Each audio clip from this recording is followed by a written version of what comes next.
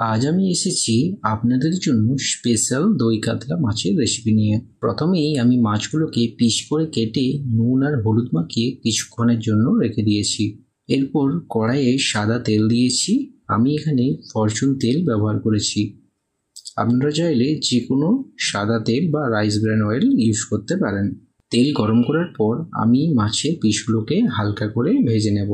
এখানে মাছের পিসগুলো খুব বেশি ভাজবো না, হালকা করে ভেজেই এগুলো আমি একটি পাত্রে তুলে রেখে দেব। আপনারা দেখতেই পাচ্ছেন আমি খুব একটা কড়া করে ভাজিনি, হালকা করে ভেজে রেখেছি। পরবর্তীতে এই ভাজা তেলের ওপরই 3-4টি এলাচ, দারচিনি ও তেজপাতা দিয়ে সাথে একটু চিনি দিয়ে ভেজে নেব। চিনি লাল লাল হয়ে যাওয়ার পরই আমি সেটাই পেঁয়াজ বাটা দিয়ে দেব।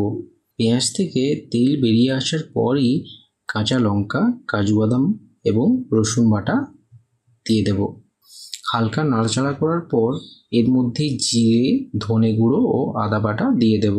এই সবগুলো কিছুক্ষণ ধরে নাড়াচাড়া করার পর হালকা হলুদ দেব, শুধুমাত্র স্বাদের জন্য।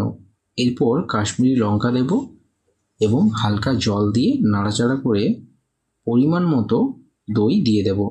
এর মধ্যে স্বাদ মতো নুন দিয়ে কিছুক্ষণ ধরে মশলা ভেজে নেব। হালকা জল দেব। এর মাঝে আপনারা যতটা পরিমাণ দই খেতে পারবেন বা খাবেন সেই পরিমাণ অনুযায়ী দই দিতে পারেন। আমি এখানে আরেকটু দই দিলাম। আর এরপরেই দই থেকে হালকা তেল বেরিয়ে আসলেই মশলা রেডি। এরপরেই এই মশলার মধ্যে 2 কাপের মতো জল দিয়ে হালকা মশলা যখনই ফুটে উঠবে তার মধ্যে মাছগুলো দিয়ে দেব। এরপর কিছুক্ষণ পরেই স্পেশাল দই কাতলা রেডি।